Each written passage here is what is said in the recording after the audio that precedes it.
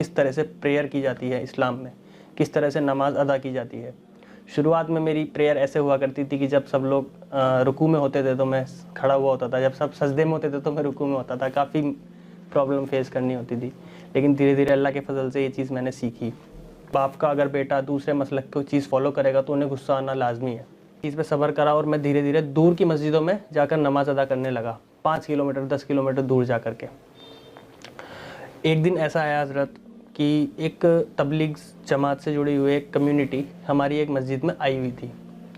असर की नमाज़ का वक्त था, तो नमाज़ अदा करने के बाद उस मस्जिद में मैं रेगुलर नमाज़ अदा करता था। मैंने ये डिसाइड कर रखा था कि मुझे फ़जर किस मस्जिद में पढ़नी है, ज़ोहर किस में, असर किस में, मगरिब किस में, इशा किस में।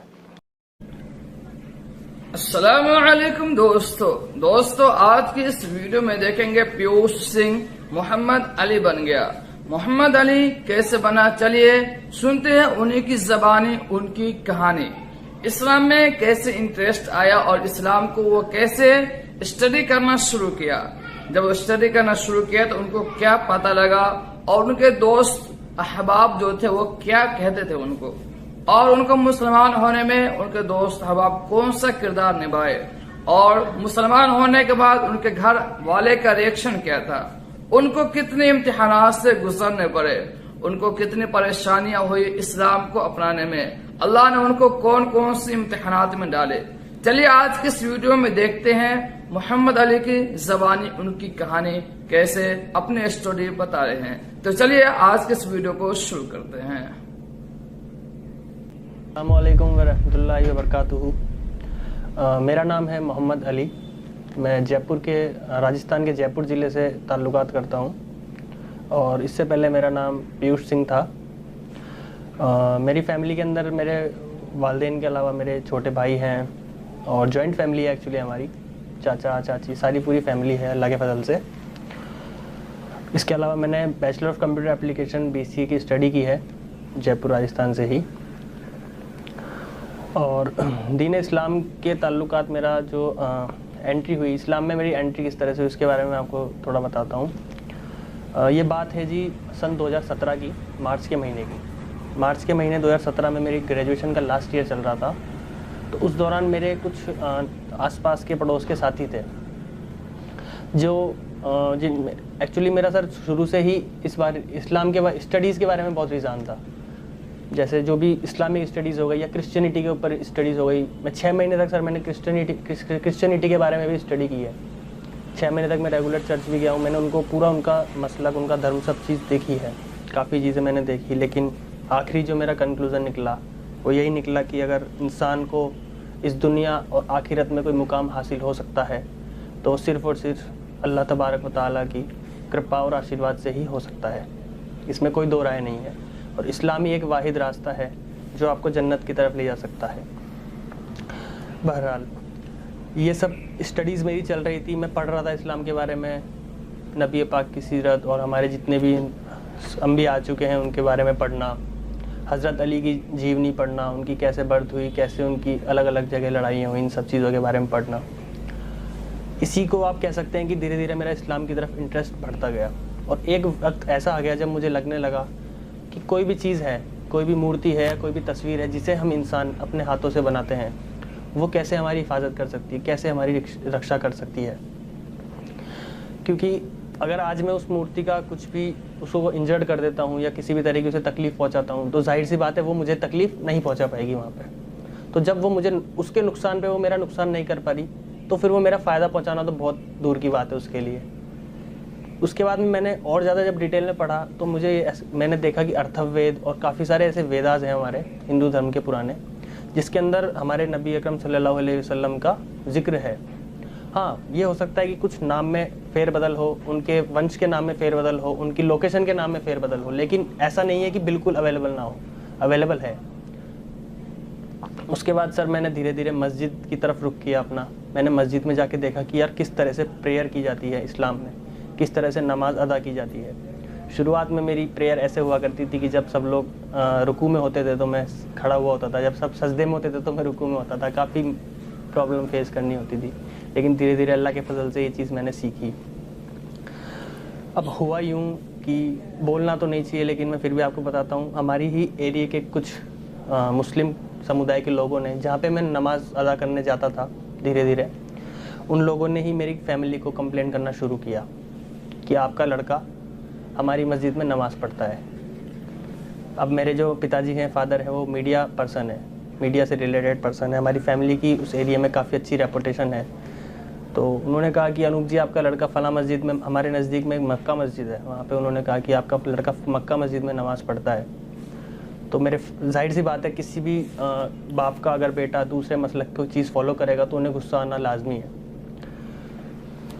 तो मेरे फादर ने मेरे से काफ़ी उस टाइम सख्ती की। खैर वो उनका कोई बात नहीं, क्योंकि अपने पिता हैं, वो अपने साथ जो भी करें कोई परेशानी नहीं है उसमें।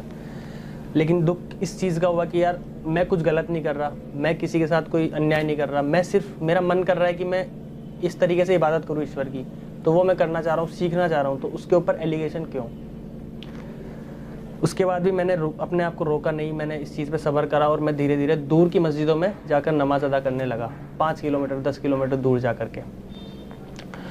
एक दिन ऐसा आया हज़रत कि एक तबलीग जमात से जुड़ी हुई एक कम्युनिटी हमारी एक मस्जिद में आई हुई थी। असर की नमाज का वक्त था, तो नमाज अदा करने के बाद उस मस्जिद में मैं रेगुलर नमाज अदा करता था। मैंने ये डिसाइड कर रखा था कि मुझे फ़जर किस मस्जिद में पढ़नी है, ज़ोहर किस में, असर किस में, मगरिब किस में, इशा किस में। तो असर की नमाज़ के बाद में मैं बयान के लिए उन्होंने सबको इकट्ठा किया, दावत दी, तो मैं भी बैठ गया। तो उन्होंने मुझसे ये कहा कि आप भाई अक्सर इस मस्जिद में देखे जाते हैं। जी हाँ बोले, बिल्कुल मैं देखा जाता हूँ, मैंने जवाब दिया। तो उन्होंने कहा कि आप हमारे रहबर बन जाएं। तो मैंने उन्हें ये कहा कि भाईजान आपकी बात बिल्कुल ठीक है, लेकिन ये रहबर, अमीर और ये तबलीग और ये जमात, ये आप क्या बात कर रहे हैं, मुझे इस बारे में बिल्कुल भी नॉलेज नहीं है। क्योंकि उस टाइम तक मेरे को इस्लाम के किसी भी मसलक के बारे में कुछ नॉलेज नहीं थी। मैं सिर्फ यही जानता था कि अल्लाह के सिवा कोई माबूद नहीं और पैगम्बर सल्लल्लाहु अलैहि वसल्लम के सिवा कोई नबी नहीं अल्लाह का, सिर्फ ये चीज़। इसके अलावा मुझे कुछ नहीं पता था इस्लाम के बारे में, 2 वर्ड्स के अलावा। उन्होंने मुझे समझाया कि ऐसे ऐसे एक इस्लाम के अंदर एक स्पेसिफिक ग्रुप, एक चेन काम करती है जो कि लोगों को अच्छे रास्ते की तरफ लेकर आती है।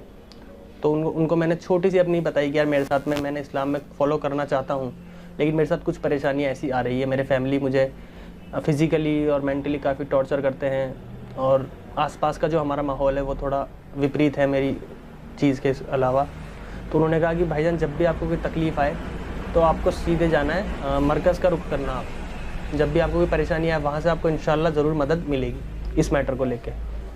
तो हो सकता है शायद अल्लाह के फरिश्ते वहाँ उस समय मौजूद है, उन्होंने तुरंत बात हमारी पहुँचाई। और अगले दिन जुम्मा का दिन था, 20 मार्च 2019।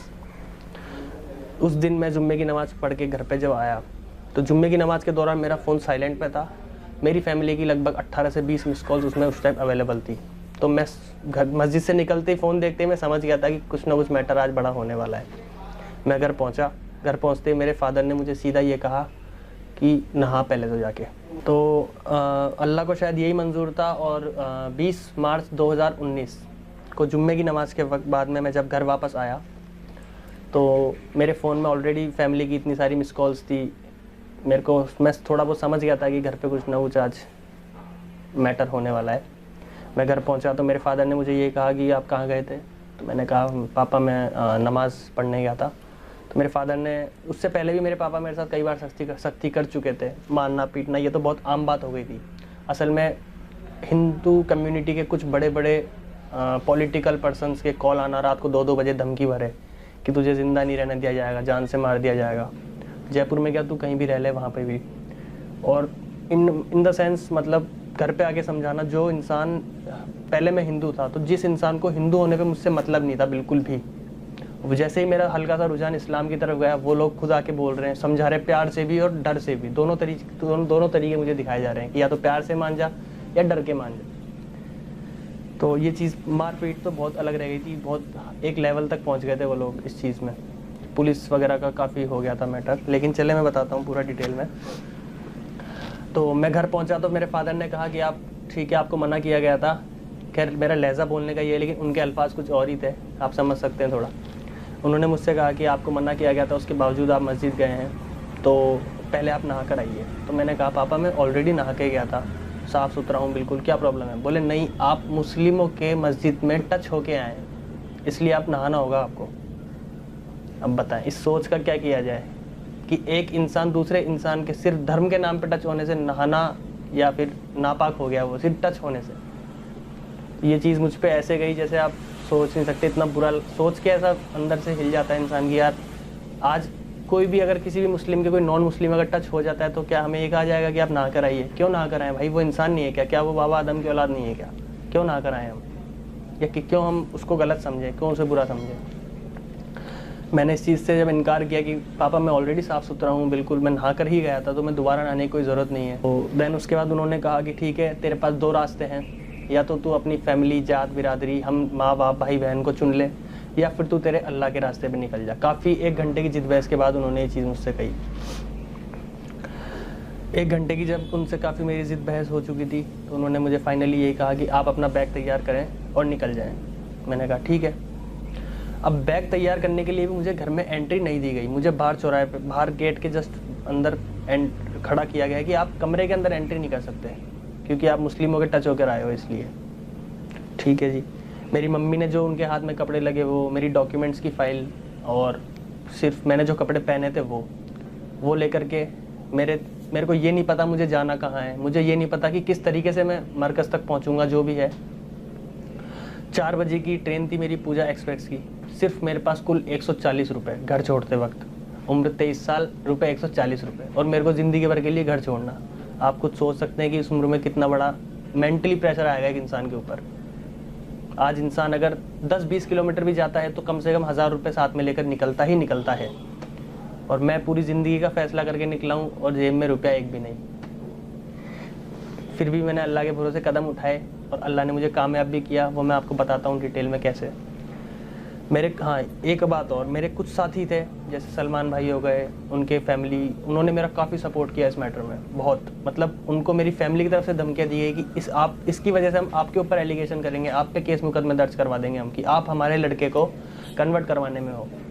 लेकिन फिर भी अल्लाह ने उनकी हिम्मत बंधाए रखी और उन्होंने मेरी काफ़ी मदद की इस मैटर में। मैं ट्रेन में बैठा सर 4 बजे के समथिंग, और रात को मैं 10-साढ़े 10 बजे उतरा। ना मैंने सुबह से कुछ खाया था, मेरी फैमिली ने मुझे फूड तक ऑफ़र नहीं किया था। नमाज़ पढ़कर ही मैं खाना खाता था जुम्मे की, ये मेरा रूटीन था हर बार का। उस दिन ना मैंने कुछ खाया था, ना मैंने कुछ पिया था।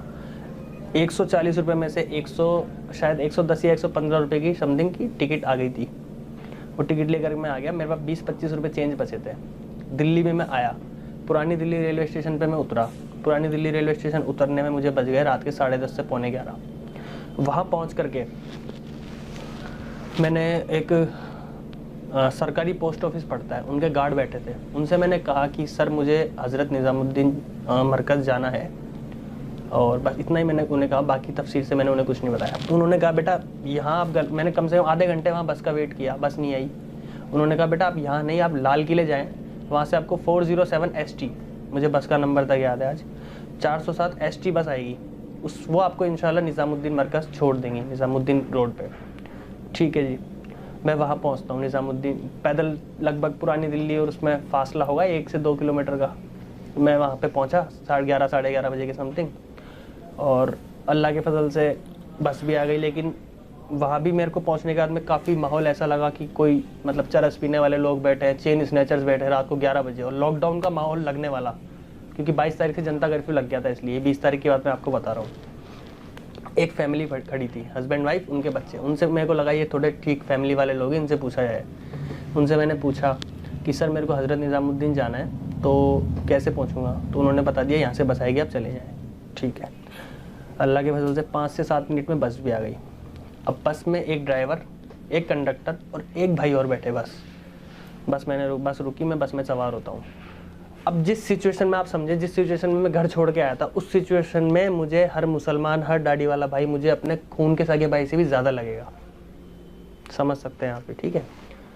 अब अल्लाह को शायद थोड़ा इम्तहान लेना वहाँ पे मंजूर था, इसलिए उन्होंने शुरू करा मेरा इम्तहान लेना वहाँ से। उस दाढ़ी वाले भाई से मैंने ये कहा कि भाई मुझे एक्चुअली मुझे पता नहीं था कि कहाँ पे हज़रत निज़ामुद्दीन एक्चुअली पड़ता है, क्योंकि निज़ामुद्दीन पूरी एक बस्ती का नाम है, उसमें से वो पर्टिकुलर स्पेस, उस पर्टिकुलर जगह कौन सी है जहाँ पे मुझे जाना है।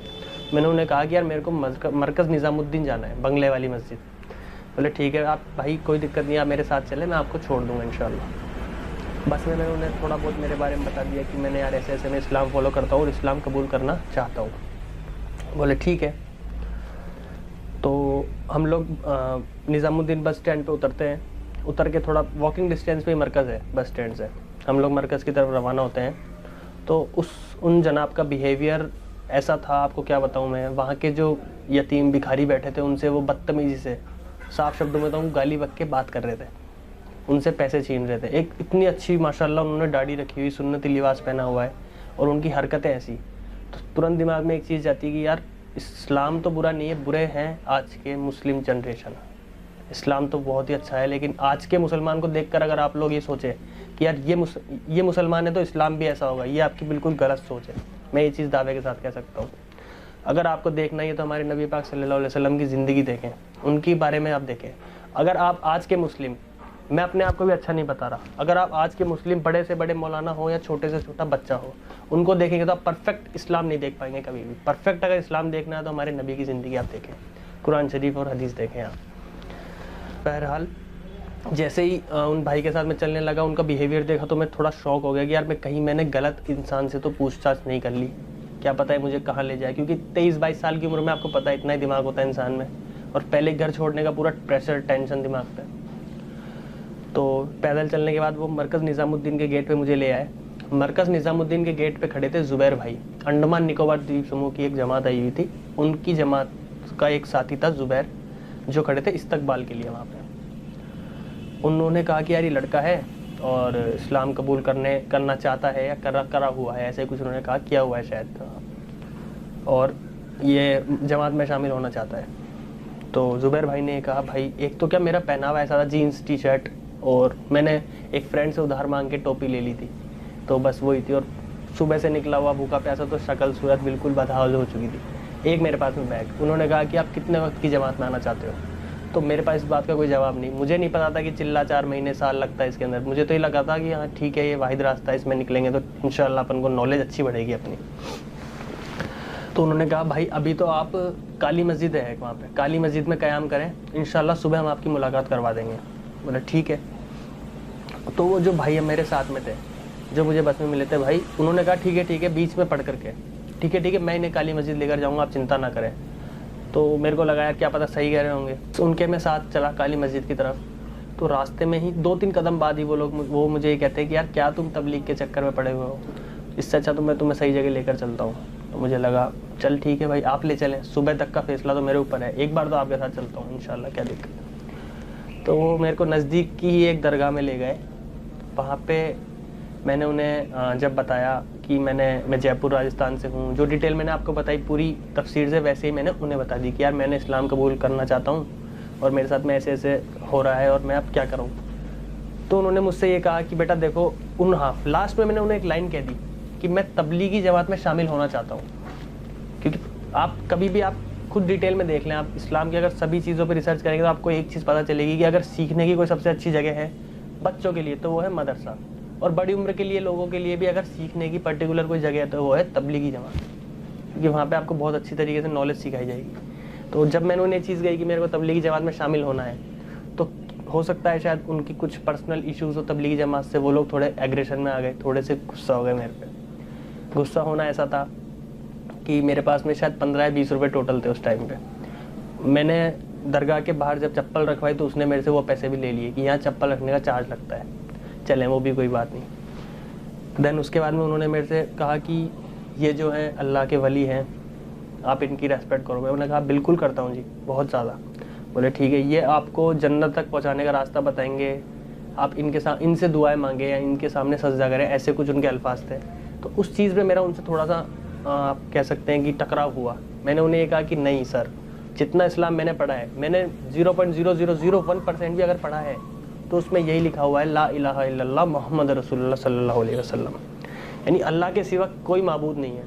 अगर मुझे अल्लाह के सिवा किसी को माबूद मानना होता तो 33 करोड़ देवी देवता मेरे पास ऑलरेडी अवेलेबल है। 33 करोड़ देवी देवता है तो मैं एक और को क्यों वो करता, लेकिन मेरे को एक ईश्वरवाद में भरोसा है, एक ईश्वर में भरोसा है। तो आप कैसे ये चीज़ मैं आपको बता रहा हूँ, इतना मेरे को उन्होंने बोलने नहीं दिया। जैसे उन्होंने ये कहा, मैंने उन्हें मना किया तो उन्होंने हैंड टू हैंड मेरे गर्दन कपड़े पकड़े और मुझे धक्का दिया। बोले, उन्होंने शायद कुछ वर्ड्स का यूज़ किया था, वहाँ भी कुत्ता है या कुछ ऐसा ही कुछ कहा था। बोले ये ऐसे है, पता नहीं मेरे को एग्जैक्टली याद नहीं है क्या कहा था। लेकिन हाँ थोड़ा बदतमीजी करके मुझे निकाल दिया गया वहाँ से। देन उसके बाद में मैं बाहर आया, फिर उसके बाद में मेरे आंसू स्टार्ट हो गए, हिम्मत ने जवाब देना शुरू किया। इतना तो मैं झेल लिया था, लेकिन अब जब मुझे लगा कि यार जिस इस्लाम के पीछे मैं सब कुछ छोड़ के आया, और मेरे को लगता था कि मुस्लिम कम्युनिटी के लोग थोड़ा बहुत तो अल्लाह उनमें हिदायत देगा और मेरा सपोर्ट करेंगे, वो लोग मेरे से ऐसा बिहेवियर कर रहे हैं। अब मेरे पास कोई ऑप्शन नहीं, पैसे ख़त्म, घर जाने का कोई ऑप्शन नहीं, सब चीज़ ख़त्म हो चुकी है। मैंने एक नज़र ज़मीन की तरफ देखी, बोले नंगे पैर है, सर्दी का माहौल है। एक ऊपर देखी अल्लाह की तरफ, बोले अल्लाह तू ही मालिक है, तू ही खालिक है, तू ही संभाल मुझे, अब क्या करना है। चल वापस मैं दरगाह से मरकज़ की तरफ आया। मरकज़ के बाहर यतीम चप्पलें रखी होती काफ़ी सारी, वहीं मैंने अपना बैग रखा। बैग रखने के बाद में वहीं बैठ गया मैं, और वहीं रोना, आंसू आ रहे मेरे, बैठा हुआ मैं। तो एक गरीब बुढ़िया अम्मा आई, बिल्कुल बैगर टाइप थी, भिखारी थी बिल्कुल, वो मेरे पास बैठी। तो रोता हुआ मैं जब वापस मरकज़ निज़ामुद्दीन के बाहर आया, तो वहाँ चप्पल वगैरह का ढेर लगा हुआ था, पुरानी चप्पलें होती लोगों की। वहाँ मैंने अपना बैग रख दिया, मुझे कुछ होश नहीं था अब करना क्या है। बैठ गया, रोने लगा, दुआ कर रहा था अल्लाह से कि एक बूढ़ी अम्मा आती है, बिल्कुल गरीब फटे हाल, बिल्कुल उन्होंने झोला था, उसमें कुछ चावल कुछ रोटी अलग अलग मुख्तलिफ जगह से लेकर आई होंगी बेचारी। वो बैठी, बेटा क्या बात हो गई? बोला अम्मा ऐसे ही परेशान हूँ बहुत ज़्यादा। तो उन्होंने मुझे खाना खिलाया। आप खुद सोचे, एक टाइम वो था, अहमदाबाद में मेरी जॉब है लेंसकार्ट कंपनी में, काफ़ी अच्छी मेरी सैलरी है, वहाँ पे मैं अहमदाबाद की सबसे अच्छी से अच्छी होटल में मैं खाना खा रहा हूँ। और एक टाइम ये है कि मैं एक गरीब बुढ़िया, बिल्कुल ओरिजिनल ऑथेंटिक भिखारी जिसे आप कह सकते हैं, उनके साथ बैठ के खाना खा रहा हूँ। तो आप लेवल देखिए, मतलब एक इम्तिहान का लेवल आप देखिए। एक तो दुनिया, जब मैं दुनिया की दौड़ में था, दुनिया हासिल करना चाहता था, तो दुनिया आ रही थी मेरे पास में, यानी मैं दुनिया में तरक्की धीरे धीरे कर रहा था।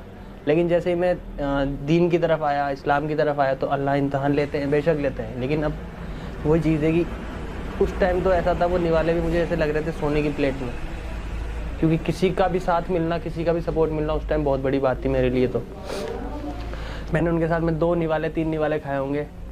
देन उसके बाद में मरकज़ निज़ामुद्दीन के गेट पे 2 घंटे बाद में इस्तकबाल की ड्यूटी चेंज हो चुकी थी।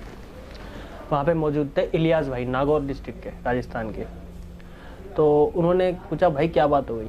तो मैंने कहा कि हज़रत मैं इस्लाम फॉलो करता हूँ, और मेरे को देखिए तबलीगी जमात में शामिल होना है, और तबलीगी जमात में शामिल होने के लिए आप मुझे एंट्री दें यहाँ पे, या फिर मेरे को सिर्फ कुछ नहीं करना, आप मुझे रात बिताने की जगह दे दीजिए, और सुबह जो भी आपके मौलाना हैं जो भी आपके मौलाना हैं उनके सुपर्द आप मुझे कर दीजिएगा। तो उन्होंने कहा है देखिए ऐसे हम एंट्री नहीं देते, क्योंकि वहाँ पे एक तो क्या मुख्तलिफ जमात जो आती है प्रॉपर उसे एंट्री दी जाती है, दूसरी चीज़ एक पहनावे का भी फ़र्क पड़ता है, क्योंकि दिल्ली जैसी सिटी है जहाँ पर कि आप बुरा मत मानिएगा अगर आप दिल्ली से हैं, तो थोड़ा चोर वगैरह का मैटर, थोड़ा मतलब आप समझ सकते हैं, थोड़ा माहौल यहाँ का थोड़ा सा नेगेटिव है, आप बुरा मत मानिएगा दिल्ली से हैं तो इस वजह से शायद उन्होंने मुझे मेरा हुलिया देख के मना किया होगा कि नहीं आप अंदर नहीं आ सकते। लेकिन उनके दिल में अल्लाह ने शायद थोड़ी सी मेरे लिए रहमत जगाई होगी, उन्हें मेरे पे थोड़ा सा रहम आया, थोड़ा सा उन्हें दया आई। तो उन्होंने कहा ठीक है आप एक बार अंदर आके बैठिए। मरकज़ निज़ामुद्दीन में एंट्री करते ही लेफ्ट हैंड पे सीढ़ियाँ पड़ती है, उन्होंने मुझे वहाँ बैठाया। मैंने मेरी 8th क्लास से लेकर के ग्रेजुएशन तक की सारी marksheets, Aadhaar card, PAN card, passport, pen ID card, pen वगैरह जितने ID कार्ड मेरे पास थे, सारा बैगेज उनके हाथ में दे दिया। बोले अगर आपको यकीन ना हो तो ये सारे डॉक्यूमेंट्स आप रख लीजिए, मैं हिंदू, मेरे डॉक्यूमेंट्स हैं, मैं फॉलो करता हूँ इस्लाम, अगर आपको लग रहा है कि मैं कोई चोर उचक्का हूँ, ये मेरा मोबाइल है, ये भी आप रख लीजिए, मुझे रात गुजारने की जगह दे दीजिए, और सुबह मुझे आप मौलाना साहब जो भी है, मैं नहीं जानता था हज़रत जी मौलाना साहब दामत बरकातुहूम यहाँ के अमीर हैं, और तबलीगी जमात इतना बड़ा संगठन है, ये चीज़ मुझे नहीं पता थी। तो उनको थोड़ा यकीन आया, उन्होंने 2-4 बड़े और थे साथी, उनको बुलाया वहाँ पे। देन उन्होंने उनसे कहा कि यार ये ऐसे ऐसा एक मैटर है। तो उन्होंने उस टाइम मुझे सोने के लिए बिस्तरा दिया, खाना खिलाया, सबसे पहले ईशा की नमाज़ के लिए पूछा, ईशा की नमाज़ मुझसे पढ़वाई गई, खाना खिलाया, सोने के लिए मुझे बिस्तरा दिया, काफ़ी अच्छा सलूक किया। तो डे 1 जिस दिन मैंने पहली बार नमाज़ पढ़ी थी, और डे 2 जिस दिन मुझे मरकज़ निज़ामुद्दीन में एंट्री मिली, ये दिन 2 दिन ऐसे हैं जिस दिन आप ऐसे समझ लीजिए कि मेरे ऊपर बिना बादलों के बरसात हुई है अल्लाह की तरफ से। इतनी खुशी हुई थी मुझे उस दिन कि यार चलो कोई तो ऑप्शन आया सामने, नज़र के सामने, कि कहीं तो अपन आके सेफ हो गए, सर के ऊपर कहीं तो छत आ गई अब। देन उसके बाद में रात को मेरे को अब इतनी खुशी हो रही कि रात को नींद भी नहीं आई उस दिन मुझे। सुबह हुई, फजर में फिर नमाज़ पढ़ी हमने सब ने, वहाँ पे नमाज़ अदा की। सब लोग मुझसे मिलने आए, सब लोगों से मुलाकातें हुई वहाँ पे मेरी। सबको मैंने अपने बारे में बताया कि मैं यहाँ से हूँ, मेरे साथ पिछली रात को ऐसे हुआ है, जो दरगाह शरीफ थी वहाँ की तरफ से मेरे से थोड़ी प्रॉब्लम आई है। तो आप खुद सोचें ये चीज़ कि मुसलमानों का भी दो ऑप्शन, एक तरफ आपको नए मुस्लिम का इस तरह से स्वागत किया जा रहा है, इस तरह, और दूसरी तरफ इस तरह से स्वागत किया जा रहा है। कितना डिफरेंस है दोनों के अंदर। तो उसके बाद में बड़े काफ़ी हमारे मौलाना चिरागुद्दीन साहब और मौलाना शमशेर साहब आई थिंक, और मौलाना आशिक इलाही साहब, इन सब से मेरी मुलाकात हुई। सब ने मुझे बहुत अच्छी से बातचीत की। उसके बाद ये दिन आ चुका था 21 मार्च 2020 का। मेरी तरतीब तय होने लगी जमात में शामिल होने की। 4 महीने की जमात के लिए मेरा नाम लिखा गया लक्षद्वीप महासागर के, लक्षद्वीप के पास का मेरा नाम लिखा गया। इंडिया का एकदम लास्ट पार्ट आ जाता है वहाँ के लिए। सब चीज़ सही चल रही थी, लेकिन शाम के टाइम मोदी जी की घोषणा होती है जनता कर्फ्यू की, 22 मार्च 2019 की। तो उसके बाद में यही फैसला लिया गया वहाँ की कमेटी और वहाँ की मरकज़ के जो हेड थे उनकी तरफ से कि अभी जो जहाँ है वहीं स्थिर हो जाओ। जो जमातें जिस मस्जिद में है वहीं होल्ड करें, जो लोग मरकज़ निज़ामुद्दीन में वो वहीं होल्ड करें, जो लोग अपने घर से जमातों के लिए निकलने वाले वो भी अपने घर पर रुक जाएं, अभी कुछ ना करें।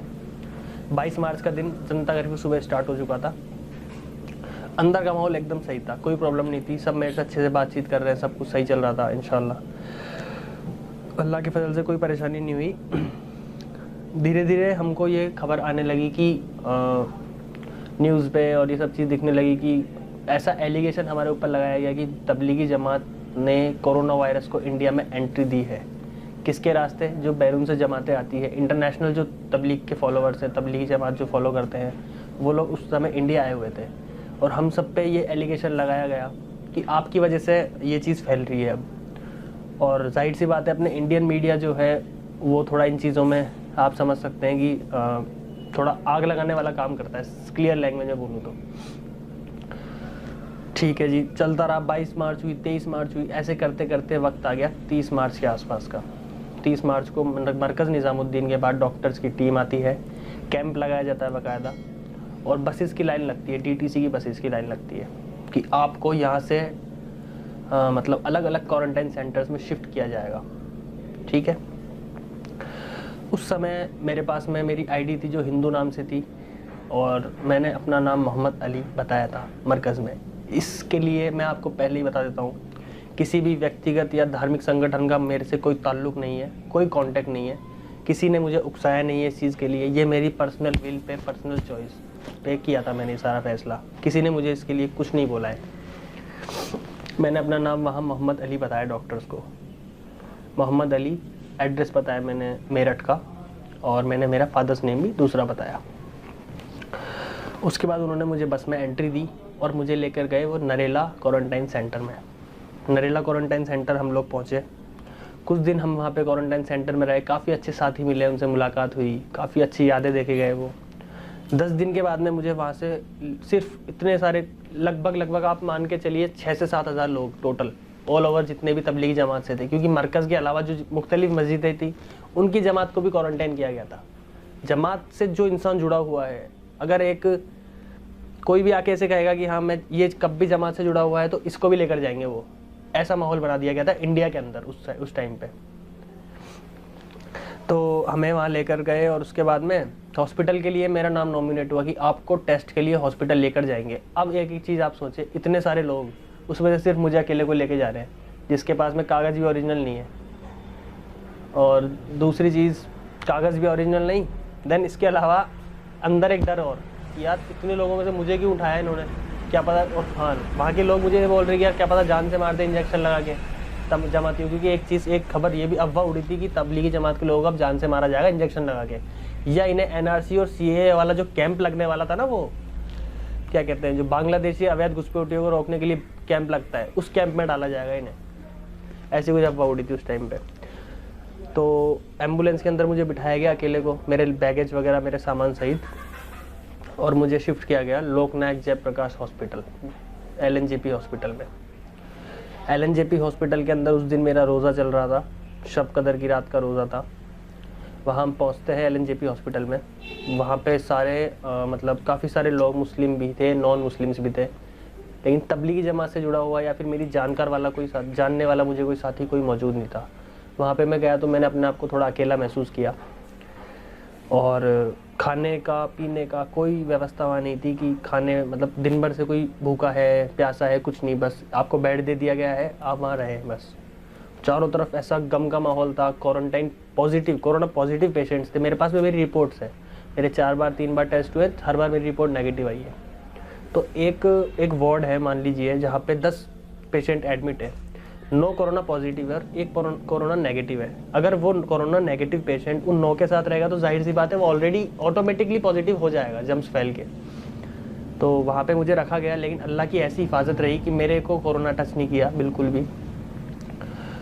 उसके बाद में 2 या 3 दिन तक मैं लगातार भूखा प्यासा रहा, खाना वगैरह हमें प्रोवाइड नहीं किया गया, और इस वजह से मेरे शरीर में काफ़ी कमजोरी आ गई, बेड से मेरा उठना तक मुश्किल हो गया। फिर एक गुजरात की जमात थी, उनको भी वहाँ पे लेकर आए हॉस्पिटल में। तो उनका वहाँ पे उसमें एक लड़का था, दानिश नाम है उसका, सूरत का रहने वाला। उससे मेरी दोस्ती हुई, काफ़ी अच्छा रिलेशन बना। हम लोग दोनों ने मिलकर सर्वाइव करना शुरू किया वहाँ पे। औरों को, बुज़ुर्ग जमाती थे, उनको थोड़ी हिम्मत दिलाना शुरू की। काफ़ी ठीक, थोड़ा 2-4-5 दिनों में ठीक ठाक माहौल वहाँ पे क्रिएट किया। हुआ कुछ यूँ कि जो लोकल दिल्ली के लोग थे वो लोग सुबह हमसे बात करते थे, खाना हमारे साथ खाते थे, और शाम को उनकी बॉडी हमें बॉडी पैकेज में पैक करनी पड़ती थी। हमारे साथ कोई लेटा हुआ है, थोड़ी देर में उसकी सांसें चल रही है और थोड़ी देर बाद में हाफ करके सांसें ख़त्म। ऐसे माहौल हमने देखा वहाँ पर ब्लॉक नायक हॉस्पिटल के अंदर। क्या बताएं जी। उसके बाद में देखिए कोरोना टेस्ट हमारे शुरू हुए, कोरोना टेस्ट हमारे नेगेटिव आए। हम लोगों को धीरे धीरे करके वापस क्वारंटाइन सेंटर शुरू किया शिफ्ट करना। तो सबको अलग अलग जगह लेकर गए, मुझे लेकर गए Sultanpuri quarantine centre. Sultanpuri quarantine centre में जब लेकर गए तो वहाँ पे भी हमारा सारा डॉक्यूमेंटेशन हुआ, सारी चीज़ कंप्लीट हुई। लेकिन आप एक चीज़ समझिए, इंडियन गवर्नमेंट का एक छोटी सी आपको कमी बताता हूँ इस पूरे इंसिडेंट में। ये लगभग 70 दिन तक इंसिडेंट चला था तबलीगी जमात का। इसमें एक छोटी सी कमी बताता हूँ आपको। तबलीगी जमात के जो भी मेंबर्स थे, उन्होंने जो अपना नाम बताया वही नाम उन्होंने गवर्नमेंट रजिस्टर में दर्ज किया, बिना किसी आईडी प्रूफ के, आइडेंटिफिकेशन के। मैं अपना नाम अब्राहम लिंकन बता रहा हूँ, तो मेरे पास अब्राहम लिंकन का आधार कार्ड या कुछ आईडी तो होनी चाहिए ना। मैंने अपना नाम मोहम्मद अली बताया, आपने लिख लिया, ऐसा कैसे पॉसिबल है? आपको आईडी चेक करनी थी, या तो आप डे 1 पे मरकज़ निज़ामुद्दीन के गेट पे ही मेरी आईडी चेक कर लेते, तो इतना सब कुछ क्रिएशन होता ही नहीं। वो मैं आपको बताता हूँ। सुल्तानपुरी हम लोग आ गए। सुल्तानपुरी हम लोग रहे 1 महीना। 1 महीना रहने के बाद हमारे 2 या 3 वहाँ पे टेस्ट हुए, टेस्ट नेगेटिव आए। हमको डिस्चार्ज के लेटर मिलने वाले थे। मेरे सारे साथियों को धीरे धीरे डिस्चार्ज के लेटर मिलते गए। सब लोग, कोई कश्मीर की जमात के थे वो वहाँ से अपने घर जा रहे हैं, गुजरात वाले अपने घर जा रहे हैं, MP वाले, UP वाले, तेलंगाना वाले, सब अपने अपने डिस्ट्रिक्ट पहुँच रहे हैं। सबसे लास्ट में नंबर आया मेरा। मतलब ऐसे समझिए आप 3-4 हज़ार लोग जब निकल गए तब जाके मेरा नंबर आया। इतना सब्र करवाया अल्लाह ने मुझे उस चीज़ में भी। उस दौरान फिर उन्होंने मेरे से ओरिजिनल आईडी तब मांगी। तो ओरिजिनल आईडी मैंने जब मेरी पीयूष नाम की दिखाई, तो हो सकता है कि वहाँ के प्रशासन को कुछ इससे तकलीफ़ हुई हो, जिस वजह से उन लोगों ने मुझे कहा कि आपके ऊपर तो हम रासू का लगाएंगे, राष्ट्रीय सुरक्षा कानून का केस दायर किया जाएगा कि या तो आप ये बोल दें कि मरकज़ निज़ामुद्दीन या कोई और सामाजिक संस्था काम करती है लोगों को ज़बरदस्ती कन्वर्ट करवाने का, ब्रेन वॉश का, तो आपको हम क्लीन चिट दे करके आप जहाँ जाना चाहे जा सकते हैं। हमें कोई फ़र्क नहीं पड़ता आप इस्लाम फॉलो करते हैं या नहीं करते। हमें चाहिए ये मैटर, क्योंकि इनके पास इन प्रॉब्लम ये थी कि इन्होंने मरकज़ का मामला बढ़ा तो इतना दिया और प्रूफ इनके पास 1 रुपये का नहीं।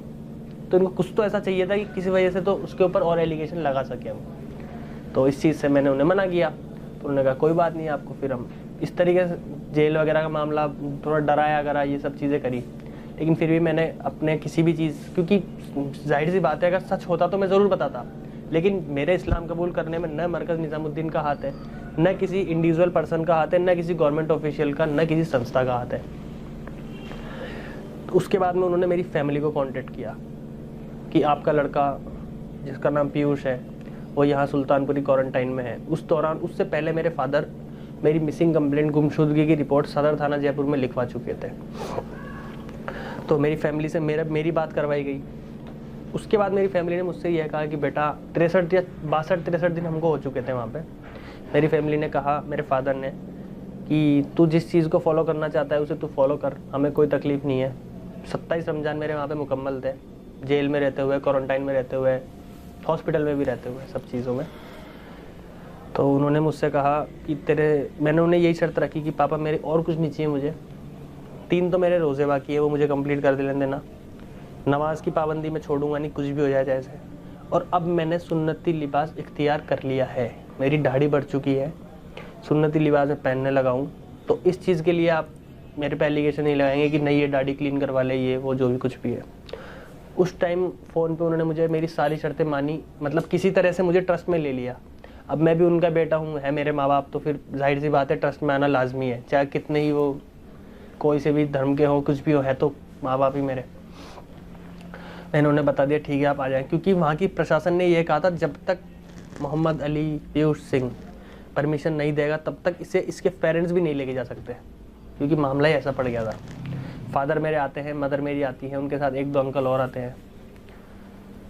वहाँ के SDM साहब हैं, उनसे बात होती है।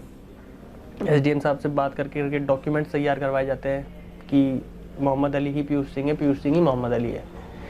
एक एफिडेविट तैयार होता है, उस कोर्ट का नाम था, आई थिंक याद नहीं है मुझे, से सुल्तानपुर पुलिस स्टेशन की बात है, बस ये याद है।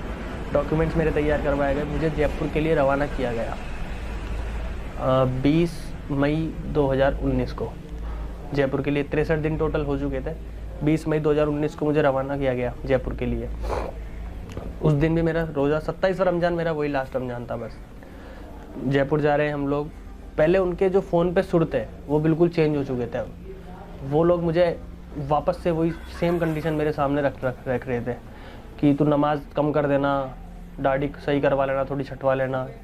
ये नहीं कह रहे थे कि नमाज बंद कर देना, कम कर देना, दाढ़ी कटवा, क्लीन नहीं करवाना, छटवा लेना, ठीक है।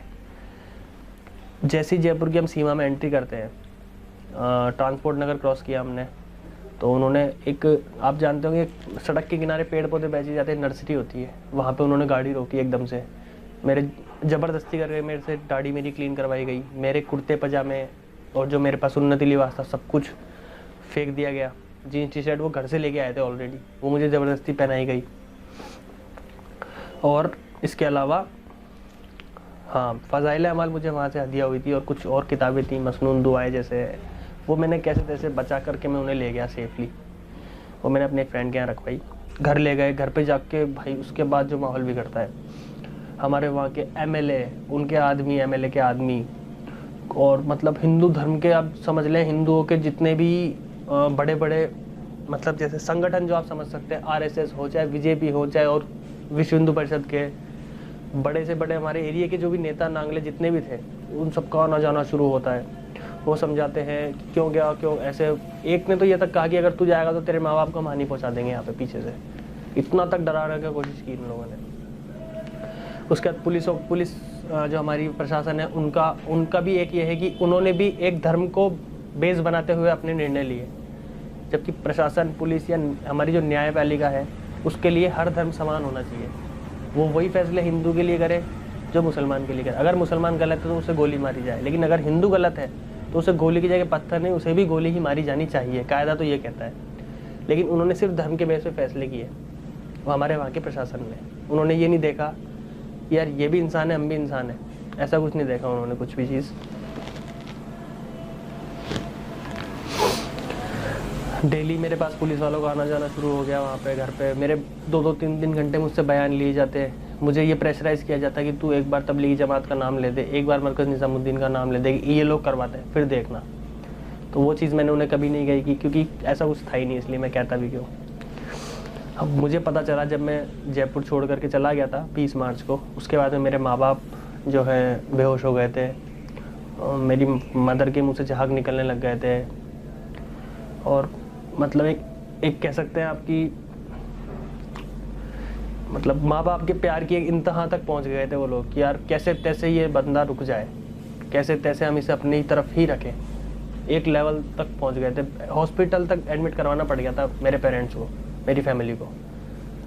इतनी बुरी हालत हो गई थी उनकी जब उन्हें पता चला कि मैं ये सब चीज़ें फॉलो करके इस रास्ते पर निकल चुका हूँ। जब उस टाइम तो उन्होंने गुस्से मुझे कह दिया कि तू घर छोड़ दे, लेकिन जब मैंने सच में छोड़ दिया और मैं निकल गया, और तब उन्होंने टीवी में देखा कि तबलीगी जमात वालों का ये सब हो रहा है, तो उनसे सहन नहीं हुआ। ये चीज़ मुझे पता भी चली, लेकिन मैंने हिम्मत नहीं हारी, थोड़ा सब्र से काम लिया। उसके बाद में मैं 3-4-5 महीने में वहाँ रहा हूँ लगभग। अब देख लीजिए आप, जून से 6 महीने है और जनवरी है। अब जनवरी में हालात ये हैं भाई कि मेरे को दोबारा वही सेम सी सिचुएशन मेरे सामने है। मुझे दोबारा धक्के मार के घर से बाहर निकाला जा चुका है, और अल्लाह के फजल से मैं ईमान में दाखिल कम्प्लीटली हो चुका हूँ। मेरे डॉक्यूमेंट्स अल्लाह के फजल से कंप्लीट है इस टाइम। पर्सनल, पॉलिटिकल और पर्सनल किसी का प्रेशर नहीं रहा अब मेरे ऊपर, क्योंकि मेरी फैमिली को ये यकीन हो चुका है कि अब ये बंदा इस्लाम से पीछे हट नहीं हट सकता, चाहे हम कितनी भी ज़बरदस्ती कर ले। मेरा पैर तोड़ा हुआ है, मेरे पैर में टाँके तक आए हुए हैं, काफ़ी मेरे साथ प्रॉब्लम हुई है। अब तो मेरी मदर ने लास्ट टाइम मुझे ये कह के निकाला था कि तू अगर ये तेरे मुँह से कहेगा ना कि मैं वापस पीछे आना चाहता हूँ, वापस हिंदू बनना चाहता हूँ, तो भी हमें यकीन नहीं होगा। मेरी माँ ने मुझे कहा था कि तेरे लिए हमारे मन में बेटे वाली फीलिंग ख़त्म हो चुकी है। हमें ऐसा लगता है कि कोई गैर हमारे साथ रह रहा है। मेरे फादर मदर के बेडरूम में मुझे एंट्री नहीं है, पलंग के ऊपर मुझे बैठने नहीं दिया जाता। मेरा भाई मुझसे 4 साल से बात नहीं करता, छोटा भाई, एक ही भाई है। मेरी एक भाई और एक सिस्टर एक्सपायर हो चुके हैं पहले, एक भाई है छोटा, वो मुझसे पिछले 4 साल से बात नहीं करता। मेरे चाचा चाची, इनका बिहेवियर बिल्कुल ऐसा है जैसे आप एक अपने किराएदार के साथ बिहेवियर रखते हैं। मतलब फैमिली के नाम पे मेरे पास में सिर्फ अल्लाह और उनके रसूल की इबादत, और उसके सिवा मेरे पास कुछ नहीं है, समझ लें आप। और मेरे तमाम हिंदू भाइयों के से मेरी एक गुजारिश ये रहेगी, भाई आप लोग सबसे पहले दिमाग से ये चीज़ निकालें कि मुसलमान हमारे दुश्मन हैं। सबसे पहले आप ये चीज़ निकालें, क्योंकि मुसलमान भी वही इंसान है जो हम इंसान हैं। दूसरी चीज़, आप एक बार क्लीन दिमाग से, सच्चे दिल से, मैं ये नहीं कह रहा हूँ कि आप कुरान समझें, सिर्फ आप पढ़ के देखें, या कुरान की जो मैं कहना चाहूँगा एसेंस है, उसका निचोड़ है, वो सिर्फ आप पढ़ के देखें। मैं नहीं कह रहा आप समझें उसे, सिर्फ आप पढ़ के देखिए। मैं आपको चैलेंज के साथ कह सकता हूँ, इससे बेटर आपको ऑप्शन नहीं मिलेगा कुछ भी। क्योंकि आप खुद सोच के देखिए एक चीज़ कि यार जो चीज़ को आज ये कोई चीज़ है, इसे मैं अपने हाथ से बना रहा हूँ और इसे मैं तोड़ दूंगा तो ये मेरा क्या बिगाड़ लेगी। ये तो एक बच्चा भी कॉमन सेंस बता सकता है ना। दूसरा एक बहुत अच्छा एग्जाम्पल आपके सामने मैं रखता हूँ। आप सब मेरे हिंदू भाई बहन हैं, अगर अपने हिंदू कम्युनिटी के अंदर, चले माने मैं भी एक बार हिंदू खुद को बोलता हूँ, ठीक है, अपने हिंदू कम्युनिटी के अंदर अगर कोई बच्चे का इंतकाल होता है तो क्या किया जाता है? आपसे सवाल रहेगा मेरा, ये बड़ा हूँ, अगर मैं हूँ, मेरा इंतकाल हुआ तो मुझे जला देंगे। अगर 5 साल का 7 साल का बच्चा है तो उसे दफनाया जाता है। आप अच्छी तरह जानते हैं चीज़। वो दफनाने का रीज़न आपको पता है, क्योंकि अल्लाह भी चाहता है कि इतने से बच्चा, ये जो छोटी सी जान है, इसको आग न यहाँ झेलनी पड़े और न वहाँ झेलनी पड़े। जब आप में अकल आ जाती है, बालिग आ जाते हैं 14-15 साल के, उसके बाद आपके ऊपर ये फ़र्ज़ है कि आप ईमान ले आएँ। उसके बाद आपको जलना और ना जलना आपके ऊपर डिपेंड करता है। आप जलना चाहते हैं यहाँ भी और वहाँ भी, तो वो आपके ऊपर डिपेंड करता है। आप यहाँ भी सेफ़ रहना चाहते हैं और वहाँ भी सेफ़ रहना चाहते हैं, तो वो भी आपके ऊपर डिपेंड करता है। तो ये काफ़ी सारी चीज़ें हैं जो आप इंटरनेट पर सर्च कीजिएगा तो आप पाएंगे कि बिल्कुल सेम टू सेम है इस्लाम में और हिंदू धर्म में। और मेरे मुस्लिम भाइयों और बहनों के लिए मेरी आपके छोटे भाई की आपसे सिर्फ यही दरख्वास्त रहेगी कि आप लोग अपने इस्लाम के एक गुड एम्बेसडर बन के दिखाएँ। जो इस्लाम हम तक पहुंचा है वो हमारे बाप की जागीर नहीं है, ये आप चीज़ समझें। वो इस्लाम, कुरान और अल्लाह सिर्फ मुसलमानों के लिए नहीं आए हैं, ये पूरी इंसानियत के लिए आए हैं। आप कभी ये ना समझे कि अल्लाह सिर्फ हमारा है, कभी हम ये ना समझे कि कुरान सिर्फ हमारी धार्मिक किताब है, कभी हम ये ना समझे कि हुज़ूर सल्लल्लाहु अलैहि वसल्लम सिर्फ हमारे नबी हैं, वो सारी इंसानियत के लिए उतारे गए हैं।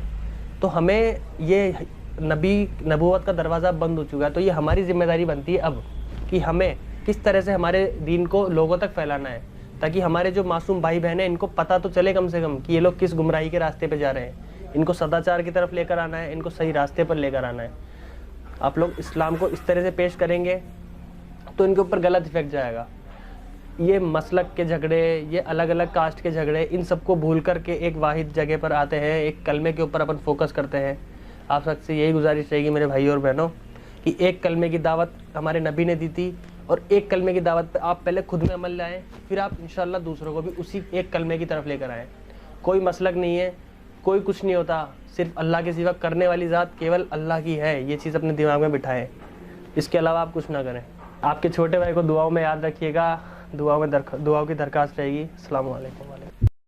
तो मेरे दोस्तों, आप सभी ने पीयूष सिंह मोहम्मद अली को सुन लिया। मोहम्मद अली कैसे बना पीयूष सिंह से, कितने उनके ऊपर जिम्मेदारियां, कितनी उनके ऊपर परेशानियां, कितनी मुसीबतें आई। अल्लाह ने उनको इम्तिहान में भी डाला।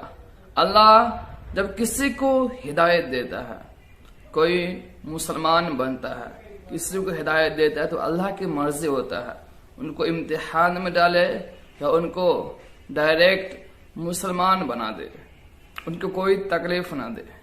अल्लाह ताला भी जांचता है इस बंदे के दिल में क्या है, देखते हैं जांच करके, इम्तिहान लेकर। अल्लाह से दुआ है अल्लाह ताला हर एक इंसान को ईमान की दौलत नसीब करे। ईमान के बगैर दुनिया में कुछ नहीं है। भाई ने यह भी कहा, अगर आप चाहते हैं दुनिया में भी जले और आखिरत में भी जले तो आप ऐसे रहे। अगर आप चाहते हैं दुनिया में भी सुख रहे, दुनिया में भी अच्छे रहे और आखिरत में भी अच्छे रहे, तो आपको इस्लाम को जानने की जरूरत है। आजकल के मुसलमानों को देखकर आप इस्लाम नहीं जाने, आप मोहम्मद रसूलुल्लाह सल्लल्लाहु अलैहि वसल्लम की सीरत पढ़े, उनके जो ज़बानी जो कही गई बात है, उनके जो जिंदगी है, उनको देखे। अल्लाह ताला से दुआ है अल्लाह ताला हर एक मुसलमान को और जो मुसलमान ने उन सबको इहदिन सिरातल मुस्तकीम पर चलाए, उन सभी को हिदायत दे। जो मुसलमान है उनको अल्लाह ताला हिदायत दे, जो इस्लाम से और भी वाबस्ता हो जाए। मुसलमान जो है वो ईमान पर और भी मजबूत कायम खड़े हो जाए। जो मुसलमान नहीं, अल्लाह ताला उनको हिदायत दे और उनको भी दिल में इस्लाम की मोहब्बत अता फरमाए। आमीन। मिलते हैं एक फिर नेक्स्ट वीडियो में, तब तक के लिए अल्लाह हाफिज।